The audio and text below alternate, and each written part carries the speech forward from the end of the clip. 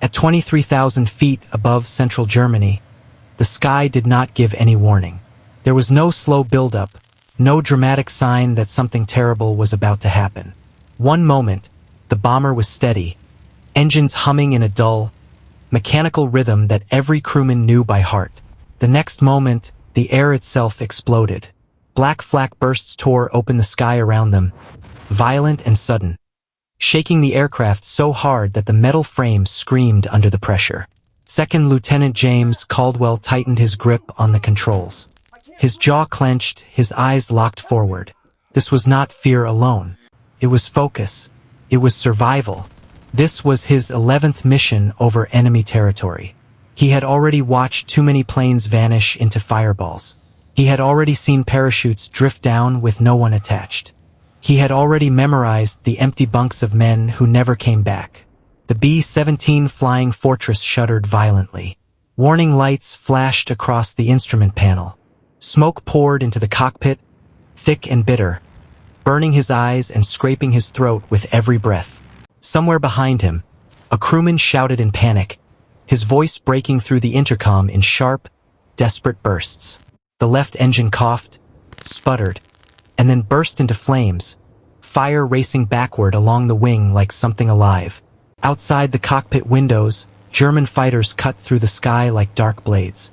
Tracer rounds ripped past the bomber, carving glowing lines through the clouds. The aircraft began losing altitude fast, the nose dipping lower with each second.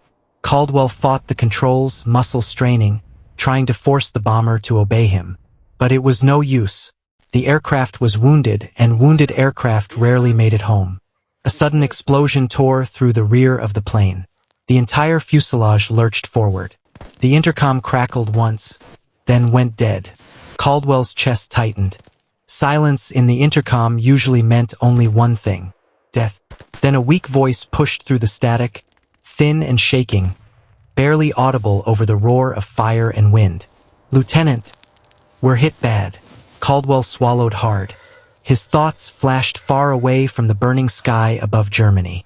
He saw Ohio, flat fields, quiet roads, summer evenings where the air smelled like grass instead of smoke.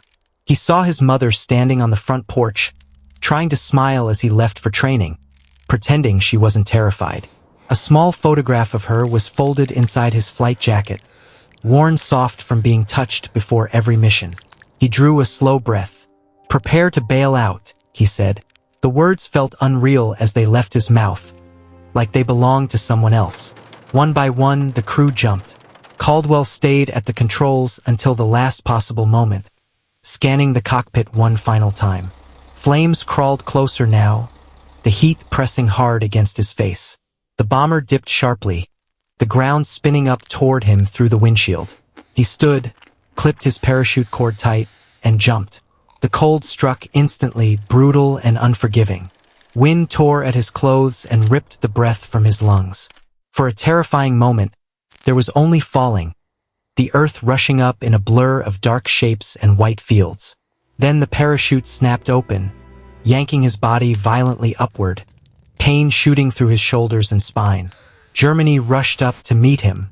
He hit the frozen ground hard, rolling over and over until he finally came to rest.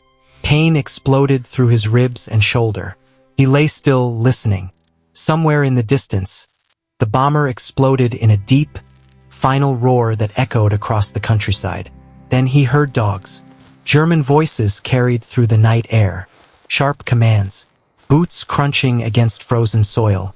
Flashlights swept across the field, bright beams cutting through the darkness. Caldwell forced himself to move. He cut away his parachute, shoved it beneath a bush, and ran toward a dark line of trees. Gunshots cracked behind him.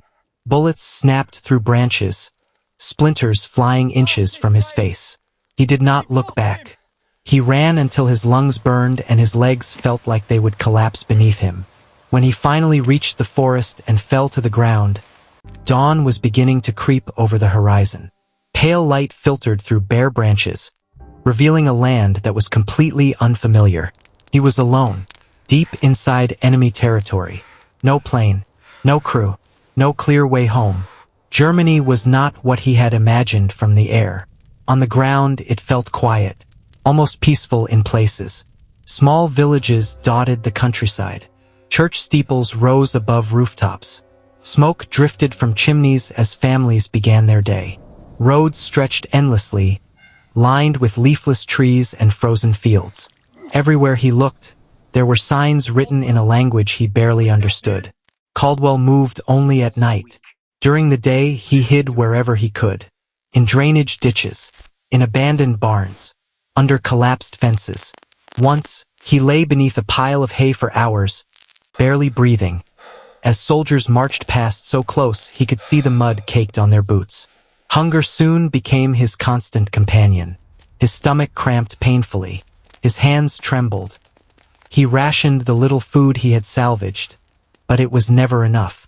On the fifth night, desperation drove him toward a farmhouse at the edge of a village. Smoke curled from the chimney. Warm yellow light glowed through the windows. He hesitated before approaching. One wrong move could end everything. Inside, a woman froze when she saw him. A young boy clung to her skirt, staring silently at the stranger in the torn flight jacket. Caldwell raised his hands slowly to show he carried no weapon.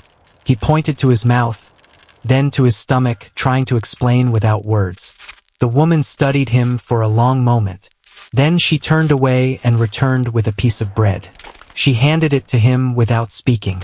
Caldwell took it with trembling fingers, emotion tightening his throat as he ate. His eyes drifted to the wall behind her. A photograph hung there. A German soldier in uniform, standing stiff and proud. The boy's father. Caldwell felt something twist deep inside his chest. For the first time, the war felt unbearably close. The bombs he dropped from the sky did not fall on empty land. They fell on homes like this one. He nodded his thanks and left without a word, the taste of bread heavy with guilt. As the days passed, German patrols increased. Posters appeared in villages, warning of an American pilot on the run. Caldwell learned to recognize danger instantly. The distant sound of engines, the sudden silence of birds, the bark of dogs carried on the wind. Once, a patrol stopped less than 50 yards from where he hid in a ditch. He pressed his face into the mud, barely breathing, heart pounding so hard he was sure they could hear it. Another time, a dog picked up his scent and followed it for nearly a mile before rain finally washed it away. His boots fell apart. He wrapped his feet in strips of cloth torn from his shirt. A small cut on his leg became infected. Fever came and went, blurring his thoughts and making the world feel unreal. At night, he dreamed of falling, waking in panic, unsure where he was. He walked through forests and across frozen fields. He crossed rivers in the dead of night, icy water stealing his breath and numbing his legs. He avoided trains and main roads, even when exhaustion begged him to take the easier path. Every step carried the risk of capture. Every shadow felt like a threat. Near the western edge of Germany, his strength finally began to fail. His body grew weaker with each mile. One night, after collapsing beneath a tree, he wondered if this was where his journey would end. But fate had not finished with him yet. When he staggered toward a remote farmhouse days later, barely conscious, hands shaking uncontrollably, he collapsed before reaching the door. Darkness swallowed him whole. When he woke, he was not alone. He lay in a dimly lit cellar. Unfamiliar faces hovered above him. Whispered voices spoke in French. Resistance fighters. Men and women who risked execution simply by helping him. They hid him for weeks, moved him from place to place under cover of darkness, cleaned his wounds, fed him when food was scarce. They gave him false papers and taught him what to say if questioned. Caldwell saw the cost of their courage. Homes burned, neighbors disappeared, yet they never hesitated. And when the time finally came, they told him the truth. The walk was not over yet. The resistance fighters spoke quietly, their voices low and serious. They told him the border was close, but close did not mean safe. German patrols were everywhere. Roads were watched. Trains were checked. One mistake would not only cost Caldwell his life, but theirs as well. They waited for the right night. Cold wind swept through the countryside when they finally moved. No moon, no stars, just darkness and the crunch of frozen ground beneath their boots. Caldwell followed them through back roads and narrow paths, keeping his head down, every sense alert. He could feel eyes on him even when no one was there. They traveled only after sunset. By day, they hid in barns, cellars, and abandoned buildings. Caldwell learned to remain completely still for hours, barely breathing, listening to distant engines and boots on gravel. Every sound felt closer than it really was. Food was scarce. Sometimes it was only a piece of bread, sometimes nothing at all. But he no longer complained. Hunger had become part of him, like the cold and the fear. His body moved on instinct now, driven by one simple idea: keep walking. As they moved farther west, the land began to change. Hills replaced flat fields. Forests grew thicker. Paths became steeper. The mountains rose ahead of them like dark shadows against the sky. Caldwell knew that once they entered them, there would be no turning back. The climb began just before dawn. The air grew thinner with every step. Snow covered the ground, hiding rocks and ice beneath it. Caldwell slipped more than once, catching himself just in time. A fall here could be fatal. The resistance guide moved carefully, choosing each step with precision. The cold was brutal. It cut through Caldwell's thin clothing and bit into his bones. His fingers went numb. His legs burned. But he kept going. Every step was pain, yet stopping felt worse. Stopping meant giving up. At night, they huddled together for warmth in shallow caves or beneath thick trees. Caldwell's thoughts drifted during those moments. He thought about home, about his mother reading letters by the kitchen window, about streets with no checkpoints, about a bed that did not smell like damp earth and fear. The war felt unreal up here, but danger never disappeared. One night, they heard voices below them. German patrols moving through the valley, flashlights cutting through the darkness. The group froze. Caldwell pressed himself against the rock, heart hammering so loudly he was sure it would give him away. They waited. Minutes stretched into hours. Finally, the voices faded. The guide looked back at Caldwell and nodded once. They had been lucky. Again. By the third day in the mountains, Caldwell's strength was nearly gone. His feet were swollen and bleeding. His vision blurred at the edges. Still, he moved. One step, then another, and another. Near dawn on the final day, the guide stopped. He pointed ahead. "That's it," he whispered. Caldwell looked up. Beyond the ridge, the land opened wide. A valley stretched out below, quiet and still. For a moment, it looked no different from everything else he had seen. Then he noticed the uniforms moving in the distance. They were not German. They were Allied. Caldwell stopped walking. He stared, afraid to believe it. His legs trembled. His breath caught in his throat. After everything he had endured, his mind refused to accept that it was over. Then one of the soldiers looked up and saw him. There was shouting, movement, hands raised, but not in threat. In recognition, Caldwell took one step forward, then another. His legs gave out. He collapsed onto the cold ground, laughter and tears breaking free at the same time. He did not try to stop them. He could not. 64 days after being shot down over Germany, after walking more than 1,000 miles through enemy land, James Caldwell had made it back. Strong hands lifted him up. Voices spoke English. Someone wrapped a blanket around his shoulders. Another man pressed a cup of warm liquid into his hands. Caldwell shook uncontrollably, but he did not care. He was home. Doctors examined him. They cleaned his wounds, treated his infection, fed him slowly.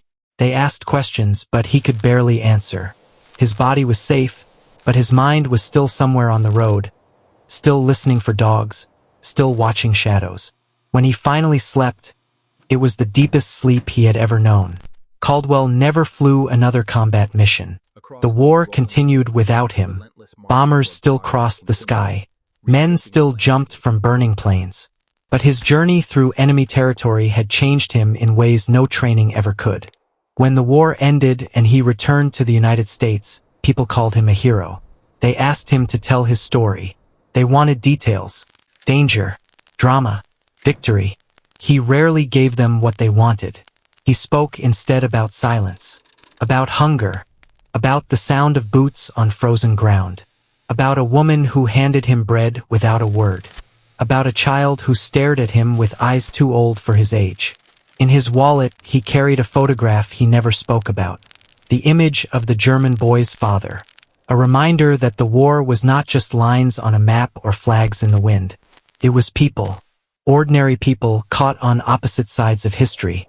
When asked what the hardest part of his escape had been, Caldwell never said the cold. He never said the fear. He never said the walking. He said the hardest part was realizing that the enemy was human, that on the other side of the war were men who loved their families just as deeply as he loved his own. He was shot down over Germany, but the journey home changed him forever.